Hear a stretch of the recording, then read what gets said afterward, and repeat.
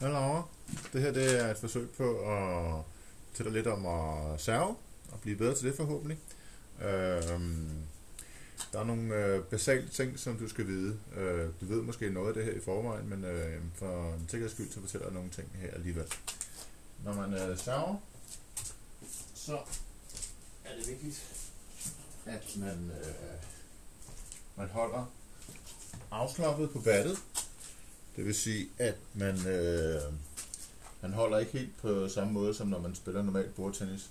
Normalt så holder man måske sådan her, når man spiller bordtennis. Men når man server, så er det mest pegefingeren og tommelfingeren, man holder med.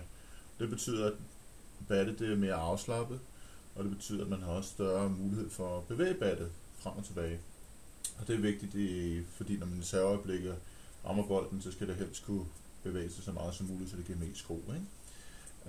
Når man server, så rammer man bolden næsten det bedste måde, det er, når man rammer bolden omkring nethøjden.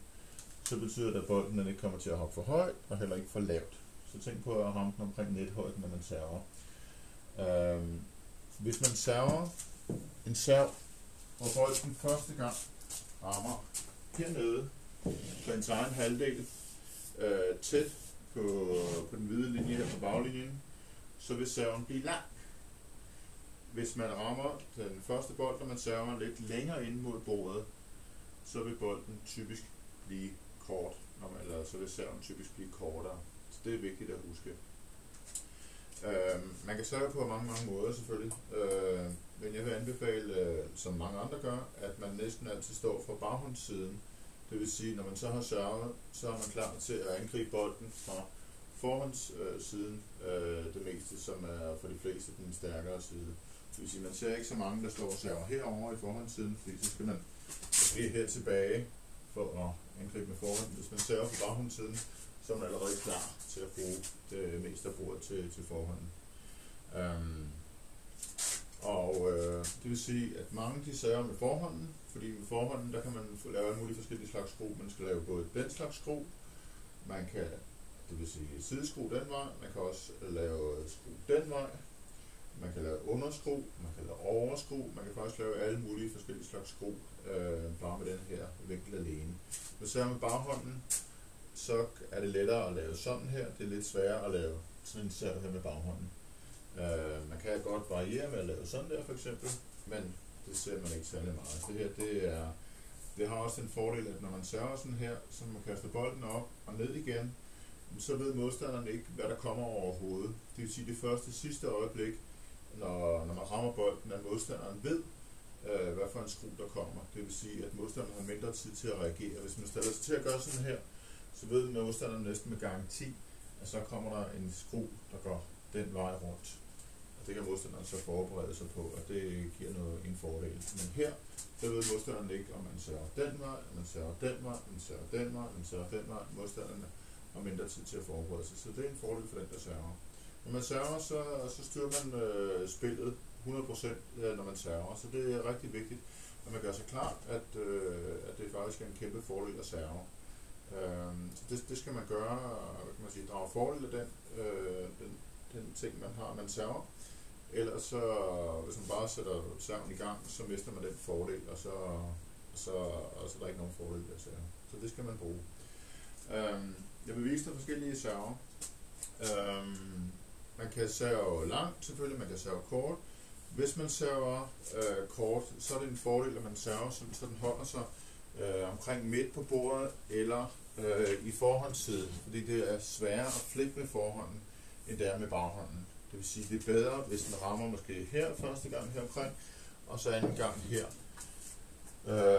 Og så tredje gang her omkring baglinjen. Den skal helst ikke være alt for kort, fordi så er det faktisk lidt let at flippe på den. Men hvis den rammer første gang her, anden gang her, og så tredje gang ned omkring baglinjen, det er næsten noget af det bedste.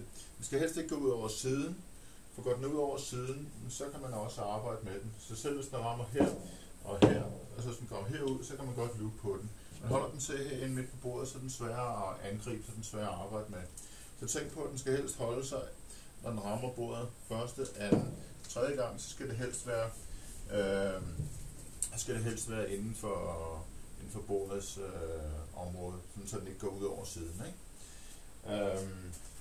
Udover det, så skal man tænke på, hvad det er, man gerne vil have bagefter. Så hvis man laver en serv, der går med den her slags sideskru, modstanderen sætter battet lige på, så vil bolden typisk gå herover af. Okay? Det, der er vigtigt, det er, at man laver så meget variation som muligt, men langt de fleste server, de er sådan forholdsvis korte, sådan, så modstanderen ikke kan komme ind og angribe alene. Men det er godt at variere, og så nogle gange lave nogle lange server, sådan så modstanderen også kan blive overrasket. Og man kan serve langt, det kan man gøre selvfølgelig både som overraskelse lige ned af linjen, sådan, så hvis modstanderen står i baghåndshjørnet, så bliver han måske overrasket, så kan han ikke nå bolden, eller også kommer han til at stå forkert til, når han skal tage den i forhånd, hvis den er langt væk. Eller også så kan man serve lige ned i baghånden, som typisk er den svageste, kan man sige, måde, at modstanderen kan angribe på. Eller også kan man serve lige på lommen, så modstanderen ikke rigtig ved, om man skal bruge forhånd eller baghånden. Men i hvert fald tænk over, hvad man server, og måske tænk over den serv, man laver inde i hovedet, før man faktisk laver serven, sådan, så man ligesom mentalt har lavet serven, så er der også større sandsynlighed for, at man laver en god serv, og man ikke laver så mange fejl. Okay? Nu vil jeg prøve at vise dig nogle server, og så kan vi selv også vi kan snakke om senere, hvad du synes om de server, og om du synes, de er lette eller svære at lave, så kan jeg give dig nogle små fif efter, at du har set den her video til, hvordan man laver serverne. Okay? Jeg prøver at starte med at lave en serv, som skal ramme bordet her, og så det andet bord, så skal være en forholdsvis kort serv. Den er kort med sideskru. Sådan der. Den gik ud over, skulle det helst ikke være.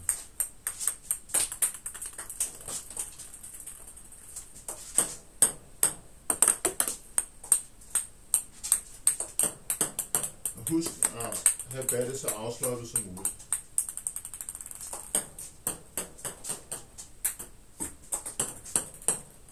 Okay? Det er en kort serv. En anden kort serv, og det er bedre som sagt at lave en kort serv til forhånden, fordi til forhånden der er det sværere for modstanderen at flippe. En anden kort serv er den her.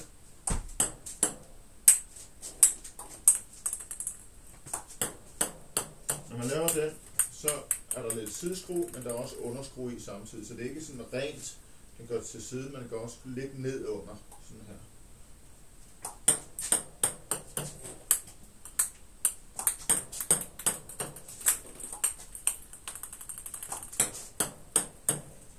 Det er en udmærket serv, som er svært at angribe på for modstanderen.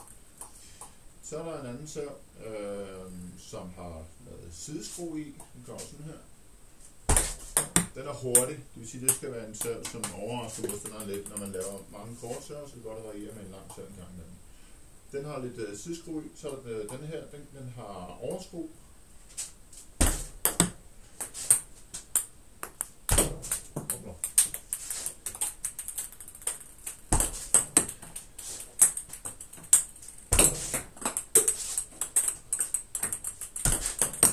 Og den skal helst komme hurtigt. Kan man lave den lige på lommen, så er det rigtig effektivt. Det samme med denne her. Den der skal også helst være hurtig. Og gerne på lommen. En anden variation, man kan lave, det er denne her. Jeg laver skruen den vej. De fleste laver skruen den vej, men det er godt, hvis man kan variere lidt og lave skruen den anden vej.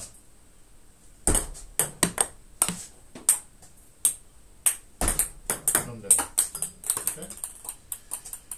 Man kan lave mange variationer af de forskellige server, men at have den som udgangspunkt, den hvor man rammer bordet 2 gange, den er rigtig god at have. Den er god, så modstander ikke rigtig komme ind og angribe på den. Udover det, så kan man selvfølgelig også lave nogle baghåndsserver, som du selv gør meget, og som er ret god til. Man kan gøre det på forskellige måder. Man kan lave den kort med sideskru igen i forhåndssiden, så modstanderen har svært ved at angribe på den. Eller man kan lave den hurtigere igen på lommen eller i baghåndssiden.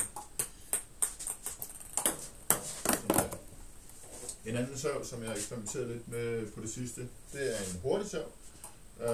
Og det er en sav, som skal laves ret præcist, ellers fungerer den ikke. Den skal næsten gå fra det ene hjørne til det andet hjørne, for at den bliver god. Og det gør sådan her. Det er næsten som om, at man baghåndslooper eller flipper. Og så skal det gå sådan der, det skal gå hurtigt. Sådan der. Man kan også lave den i forhåndssiden. Den er lidt sværere at lave i forhåndssiden, fordi så er man lidt mindre plads at arbejde på. Diagonalt, der er bordet længere. Og så skal man helst ramme bolden her i ens eget bordhjørne første gang, og så det andet bordhjørne dernede anden gang, sådan så at man har så meget plads at arbejde på som overhovedet muligt. Jeg prøver at lave den i forhåndssiden, det er ikke sikkert, det virker.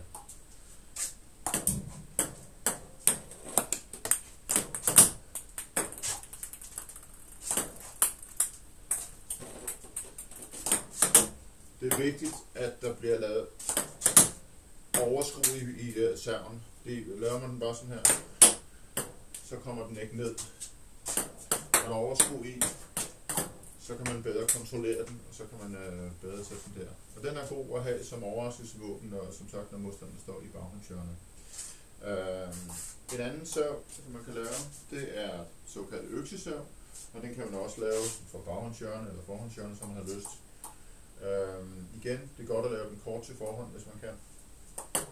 Og lidt for kort. Sådan der. Den er svær at angribe på, og der er sideskrue i. Det er en ting, som jeg vil sige til dig. Når man laver sideskrue i serverne, så er det svært for modstanderen at sætte den præcis, hvor man vil. Hvis man bare laver ren underskru, så er det let for modstanderen bare lige at trække den over. Når der er sideskrue i, så er det svært for modstanderen at styre den. Og det vil sige, så er det lidt sværere for modstanderen at placere den præcis, hvor han gerne vil have den. Så server med sideskrue i, de er rigtig gode. Okay. Hvis man kan gøre ligesom den der, sådan så serven, den rammer tredje gang lige omkring baglinjen, så er det næsten det bedste. Fordi så ved modstanderen ikke rigtigt, at den er lang, så man kan lukke på den, eller kan man ikke. Og den er også, hvis den er inde, hvis den er meget kort, så ved modstanderen, så kan man gå ind og flippe på den. Eller lægge den kort igen, det vil sige, så når man server, så kan man ikke komme ind og angribe på den. Men hvis man lægger den sådan halvlang, så den rammer tredje gang herude omkring, så er det svært, så kan man ikke rigtig flippe på den, og man kan heller ikke rigtig loop på den. Så det er næsten noget af det bedste, man kan faktisk. Og så kan man ikke bare lægge den kort igen, hvis den rammer herude anden gang. Så det skal man overveje. Men igen, selvfølgelig variation. Man kan også lave den her sav på andre måder. Man kan selvfølgelig lave den lang. En variation, som man kan lave, det er, hvis man går ned i forhåndssiden, så kan man gøre sådan her. Så fungerer det slet ikke. Igen, der skal den helst fungere, så skal den være ret hurtig. Hvis den ikke er hurtig, så kan modstanderen bare lukke på den, men hvis man laver det hurtigt, som overraskelse, hvor man måske har sat sådan her et par gange, hvis man så laver den hurtigt, så kan det godt være, at modstanderen ikke kan nå det, måske hvis man kommer ud over siden, så man gør det sådan her, hvis modstanderen igen står over i baghåndshjørnet. Man kan også variere den her sav lidt, ved at man laver næsten ikke noget sko i, man gør sådan her, det er lidt for blødt, sådan der. Så kan det være, at modstanderen tror, der er masser af skrue i, men det er der faktisk ikke. For at komme tilbage til dem her, og man kan også lige variere, man kan også lave den lige nedad.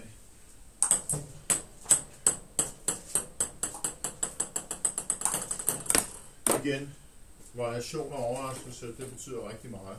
Man skal ikke lave sådan en sav hele tiden, men bare måske en enkelt gang i kampen, og det kan være nok til, at modstanderen bliver lidt overrasket. Og det kan godt give et ret let point. En måde, man kan lave den her sav på, når man laver sådan her, det er ved, at man laver den lang, og man laver den med sideunderskru, sådan her. Sådan der. Den skal helst være nede omkring lommen eller baghåndssiden. En ting, man kan gøre, når man har fuldstændig styr på mekanismen, hvordan man laver serverne, det er, at man kan lige efter man har skudt, lige efter man har servet, så kan man vende battet, så modstanderen ikke rigtig kan se, hvad det er for en slags sko, der er i. For eksempel sådan her. Jeg laver den samme serv som før, men jeg vender battet lige bagefter, og så tror modstanderen måske, at der er overskru i, men der er stadigvæk underskru ligesom før. Det kan man øve sig på hen ad vejen, men først skal man kunne det basale mekanik med, at man laver en underskrudsserv. Underskrudsligsprung. Okay?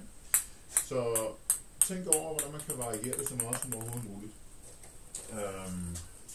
Mens den her baghåndsserv, så kan man også lave den, som du plejer at gøre. Sådan der med lidt side underskru selvfølgelig.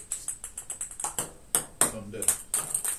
En anden variation, lidt spøjsserv, som ikke bliver lavet så meget, men igen for at prøve noget nyt. Den der serv går ned og gør sådan der. Og igen, ligesom jeg sagde tidligere, det er bedst, hvis man server. Så når man server og rammer bolden, når man server omkring samme højde som nettet. Så serven skal selvfølgelig ikke være for høj, skal heller ikke være for lav. Er den for høj, så kan man slå på den, er den for lav, så ruller den i nettet. Så tænk på at skræmme omkring nethøjden.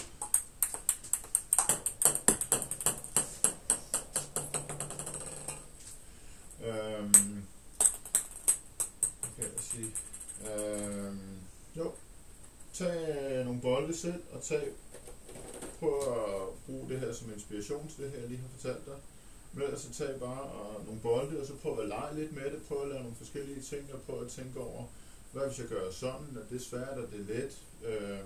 Men det vigtigste er, at når du laver serven, så skal håndledet, det skal være afslappet. Men der skal stadigvæk være noget, lidt kraft i hånden. Og hvis man ikke føler, at man har så meget kraft i hånden, så kan man træne det på forskellige måder. Det kan man gøre, hvis man tager et håndklæde eller noget andet. Så kan man bare sådan frem og tilbage. Frem og tilbage. Armen holder man næsten stille. Det er håndledet, der bevæger sig, kun håndledet. Det ser lidt dumt ud, men det virker faktisk. Den måde kan man træne håndledet på, så man får styrke i håndledet. For bordtennis har meget at gøre med håndledet selvfølgelig. Det kan man også gøre med et håndklæde eller noget andet, et eller andet, så man kører sådan der frem og tilbage. Men det er vigtigt, også når man spiller bordtennis, ikke kun når man server, at man holder ikke fast på battet hele tiden, man holder meget afslappet. Det er kun lige, når man looper, at man ligesom holder fast på battet. Ellers så holder man meget løs på battet hele tiden.